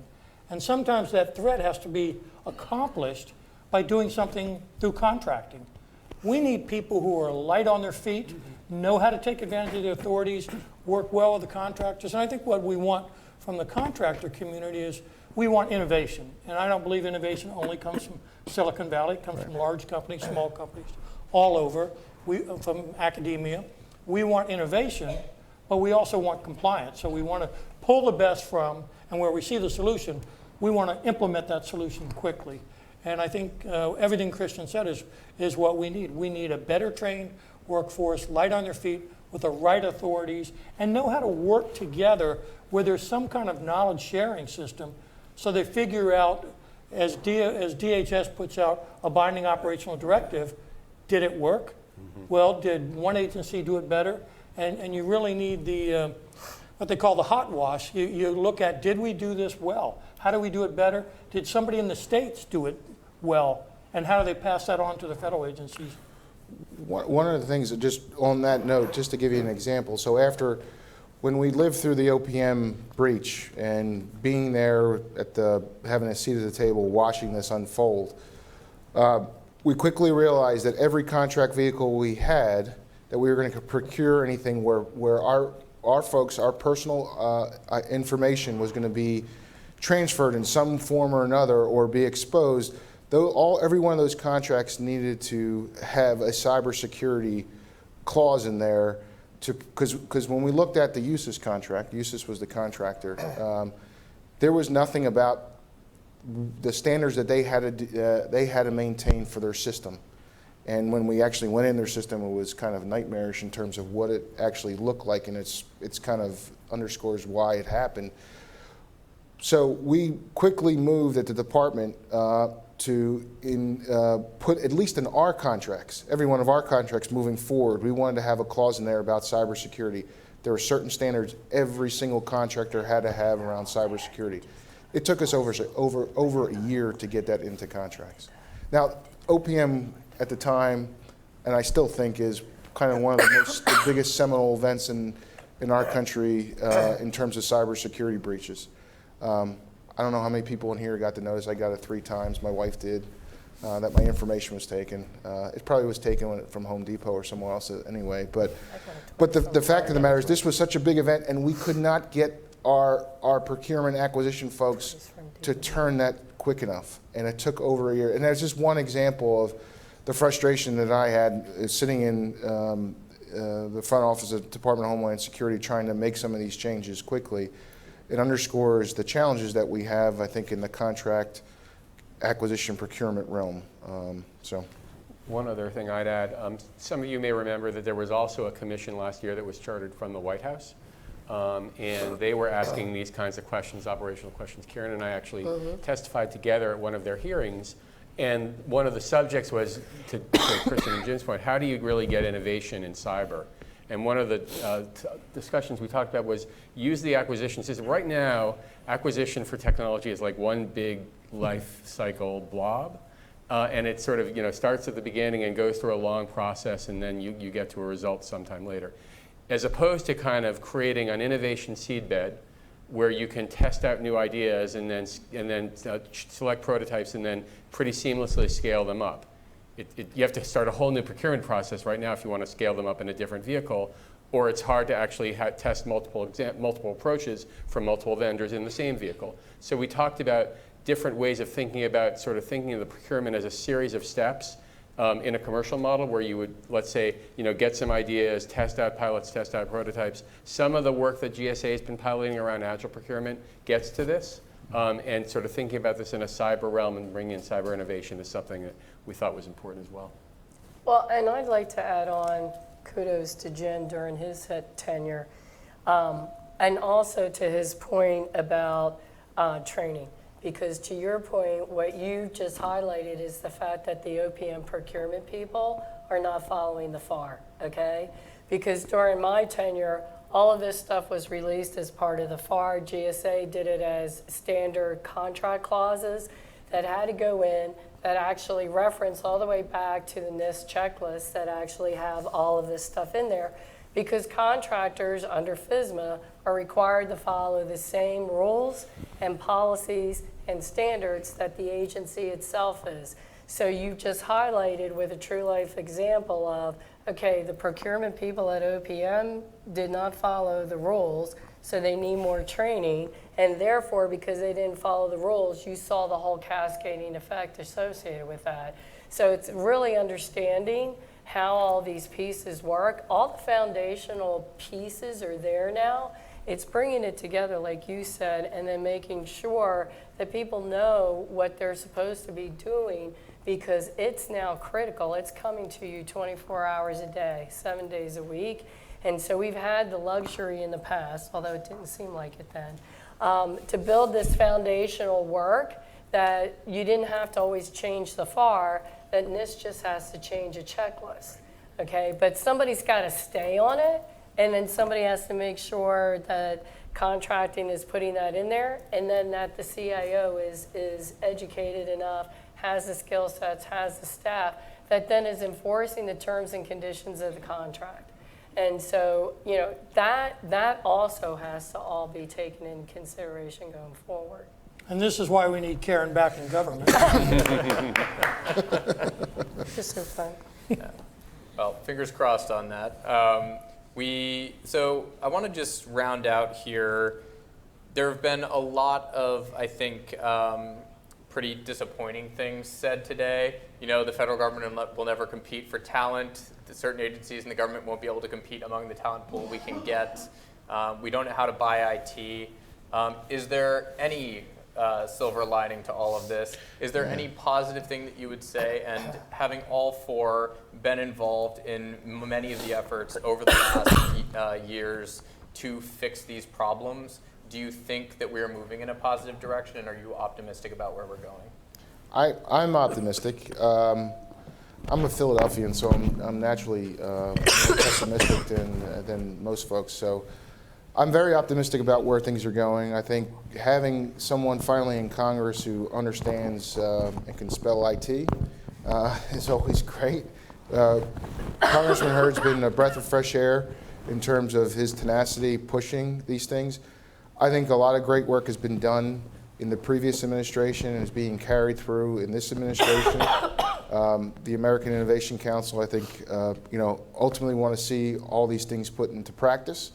So we'll wait to see that, but I think a lot of good work has already been done. I got to say, not just because I feel a bit of ownership from it, but I think DHS has dramatically improved its cyber capabilities.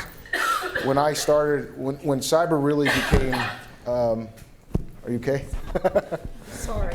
When cyber really started to kind of come about in 2008, where it started to come to the forefront, Secretary Gates with General Alexander, we decided to stand up Cybercom. And I remember at that time, DHS was just really kind of getting into cybersecurity as well, although it wasn't one of their primary missions. And it was like pulling teeth, really, to get DHS to come aboard and to work together with them. Fast forward to my 2+ years at DHS, having witnessed the level of cooperation that they have established with DOD, NSA, FBI. Granted, is there still more work to go? Absolutely. Those bonds can never, they always need improvement, but the technical capability, the workforce has dramatically improved. And so, from that standpoint, I'm very pleased. And I think, obviously DOD has made tremendous strides, and we're starting to see, obviously, a lot more awareness across the federal space and adoption of some of these newer technologies, next-gen technology, which ultimately will help departments and agencies be more secure. So there's a lot to be optimistic about, no doubt. I think there are still a lot of foundational things, I think, as you hear us talking, that really still need to be overcome and really be dealt with. They're not sexy things. They're not things that are going to be on 60 Minutes or get people's attention. Certainly, but they're the things that need to be done. As I said, they're table stakes kind of things. Yeah, what's the famous GAO line? Progress made, more work to do. I think that if I think back to 20 years ago, when we at OMB were going around talking to the agencies about computer security, before the cloud existed, and it was a very difficult conversation because they kind of just didn't think about that unless they were a real technical staff person. And now you've got, in the public and private sectors, understanding across the C-suite about the importance of this, some because it really has been a problem in their organization, and some because they realize that cybersecurity is actually a strong enabler of mission success across the government in everything that we do. We can't order an Uber without confidence that the cyber network of that order is going to be maintained. So I'm very hopeful as a long-term proposition that there are great people in the government across at the career levels in agencies. There's been bipartisan support across multiple administrations for improvements, and they've carried forward. And the fact that you're seeing now in the modernization plan a lot of tenets around cybersecurity and shared services and cloud that were advanced in the previous administrations is a sign that it takes a long time for the government to move, but it's moving in a direction that while the sine curve may go up and down, and we've been talking today about a lot of the challenges of that sine curve, the slope of the curve kind of is gradually going up. And that's where I think that we all can work together over the course of the next year to make sure that we try to minimize the problems that are manifested, that exhibit in that sine curve, and hopefully slowly raise that slope so we're seeing faster progress. Well, I will say that when Karen was in government, she was healthy. So she just needs to come back in. I guess I'm optimistic too, but it does feel like we're losing. When you hear numbers of like the OPM breach, Equifax 143 million, it doesn't feel like we're winning. It is comforting to see people like Congressman Hurd, who has leadership and the intellect and the passion to do something about this. To see leaders like Assistant Secretary Manfra, who's looking at this from the enterprise risk management. I'm an original plank holder at DHS. I will tell you, when we started, when you talk about sharing, we stole toner from each other to get the job done. So I think that has remarkably changed across the government and within DHS and across the world, the sharing of information. But I do think we have a long ways to go. I think of part of what we're supposed to do for the American people, life, liberty, pursuit of happiness. People are living in fear that either their identity will be stolen, national security systems will be compromised. I think we have a whole lot of work to do. And I think doing this more from that enterprise risk management, getting the right people, the right leaders in place, the right architect of a national strategy is critically important. And the private sector's going to chief risk officers who look at this not just a technology problem. When you think about what Secretary Manfra was talking about, continuous monitoring of technology, now we have to do continuous monitoring of people to make sure we understand insider threats and what could be a threat. And I think we need to bring all of that together. The physical, the personnel, the technology, security, all of that needs to come together. We've got a lot of work to do. I'm healthy. Okay. I appreciate your all's patience. Okay, so my last piece is I agree with all of you guys, but I want to hit on one piece that you said, which is about leadership. And so it's all gonna, it doesn't matter whatever we all talk about at this level. I have a cough drop. That's what I went and got. Is that it's going to come down to leadership, and it's going to be the leadership of this administration that is going to make a difference going forward. So I think a lot of the old paradigms of what we've seen, I am very hopeful that this administration is not bound to that. And so if we want to make a change, this is this to me personally, this is Karen Evans speaking, is that this is the administration that's going to make it happen. So it's going to come down to the leadership from the White House and leadership all the way through to each and every part of the department as the agency heads go forward, because they know they're responsible. And by knowing that you're responsible and being held accountable, then you're going to start looking at the rest of the organization. So I agree with you 100%. It's leadership and people. And if they have the right priorities, then we'll be able to accomplish the things that we're talking about today. All right, so I wanted to open it up to the floor for questions. Get them in here before we lose any panelists. Start at the back there. Hi there, guys. Sam Baines. Everyone who spoke today, from the two speakers through to the entire panel, mentioned as one of the core problems as being lack of access to the people to do the job. Putting aside the fact that a lot of the major talent coming out of universities gets poached by the private sector, is the actual talent coming out of the universities good enough? Is the courses they're teaching correct? Or once they enter into government, do they then need to be retrained in what the government's actually doing? And if that is the case, what is the problem or disconnect there? Okay, so this is in our working paper related to workforce. So, and this is a lot of what the U.S. Cyber Challenge is about, right? Is that there is a disconnect between what is being taught in school and the skills that are needed today. So part of what the working group did was also look at there's an immediate need, right? That's the 15,000 that was being talked about. There's a midterm and then there's a long-term need. So some of the people on the task force are actually working on the long-term accreditation, the curriculum, those types of things that have to evolve in the school system.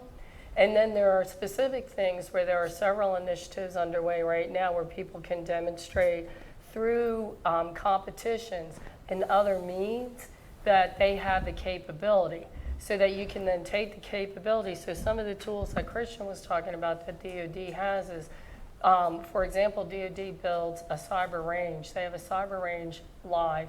Okay, several of the states are now doing this as well, and the governor associations have adopted this so that you can then demonstrate and then practice instead of waiting until something happens right there in your system. So it's like we want a Major League Baseball team and a whole group of these, and we're still building out the T-ball leagues, okay? So we're building all of these simultaneously, and some of the solutions are gonna take longer, especially as it relates to the accreditation and the professionalization of what is happening. Now, Congressman Hurd brought up job descriptions, and that there isn't a common job description. That is actually under the initiative of the National Initiative for Cybersecurity Education, where they've taken what DoD's doing, what are in the civilian sector, and bringing that together. And so there is criteria now associated with that. The challenge is that if you were coming into the federal government, you would not know to look for a 2210 series with a parenthetical that says cybersecurity, okay? That's the challenge that's happening. So it's easier for you to go to the private sector. Well, I would just say, having dealt with this problem of competing with the private sector for talent, and if the government's short 15,000 cybersecurity, the private sector's short 500,000, of which 15 would be a subset of that, which means they're going to go after people, young people, offer them a lot of money. Trying to get people in government is tough, but I found people still want to come into government and at different stages of their career. Now, when I came into government, you stayed because there was a pension at the end of 30 years. That doesn't exist any longer. But getting people to come into government by listening to people who've been there, people like myself and the rest of the panelists, who will tell you there's nothing more rewarding they've done in life, other than maybe coaching youth sports or raising their kids, than working in the federal government or in government. And I always tell people, if you worked in the private sector and you've made enough money, come into the government, you'll find two things. One, it's the hardest job you've ever done. And two, it's the thing you'll be most proud of the rest of your life. And getting those people by going out to the universities and recruiting and telling these people about that government experience, even if you come in for 5 years, you're just going to be so happy you did. And frankly, the private sector enormously values government experience. Now, I don't know if we're teaching them all the right things in terms of the skill sets they need, but in terms of recruiting them, we've got to be out there. And we've got to create other incentives, tuition paid, other things we can do to get them into government. Yep. And the concept of the Net Guard is trying to, in addition to give more capability to the government, especially at the time of an emergency, is also designed to get people to really focus on cyber education because they can get their loans repaid if they go through a strong program. I'd also say that I kind of divide your question in two parts. One is the cyber leaders of the world, and the other are the people that are going to be the cyber work users in the workforce. And you mentioned, Jim, our kids. I mean, I have 3 kids that are going through public schools. They don't teach coding, in public schools as sort of a basic skill, but that's basically how we're all going to live our lives for the next several decades until they invent some other computing paradigm. And so having sort of working, and one of the initiatives that Karen works on is taking this from colleges down to high schools and elementary schools to try to think about this as an educational life cycle. And I will add that one of the things that we could do, which is, for example, there's government programs, right, for like Head Start and things like that. Once we decide what it is, then you can make that a requirement in the Head Start program, which means now you're exposing children, right, without any kind of idea about what computers are all about into a science, technology, education, engineering, math type of curriculum. And then that's how you start growing the longer term piece. So there's a lot of pieces that are underway, but the short answer is right now, that has to change. Time for one more question here. Saw 2 hands.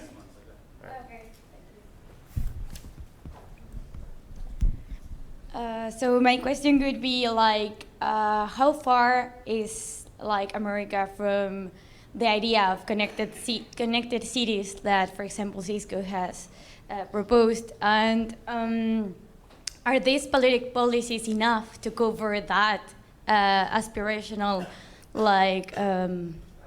thought, maybe? Yeah, so I think that we're learning from cities around the world.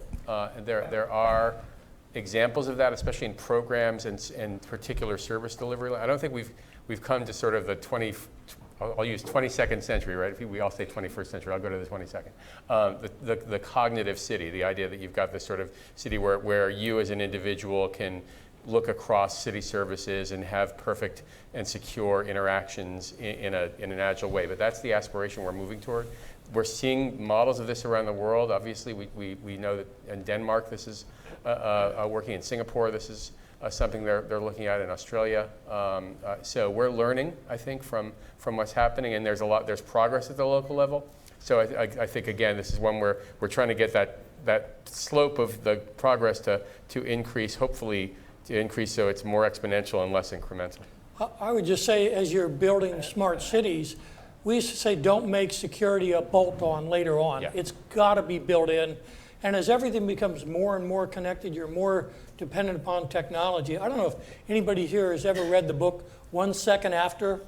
It's somebody sets off a nuclear bomb that sends electromagnetic pulse that kills all electronics in continental United States. I mean, literally in one moment, planes fall out of the sky, cars stop, all electronics, all communications is gone in the United States. And if you're building all these smart cities, but they're still vulnerable, whether it's an EMP or some other major attack, everything's connected, everything goes down. So I have in reserve a 1965 car, which is cyber impenetrable. All right, well, we're out of time here. I want you all to join me in thanking our fantastic panel, and thank you all for coming.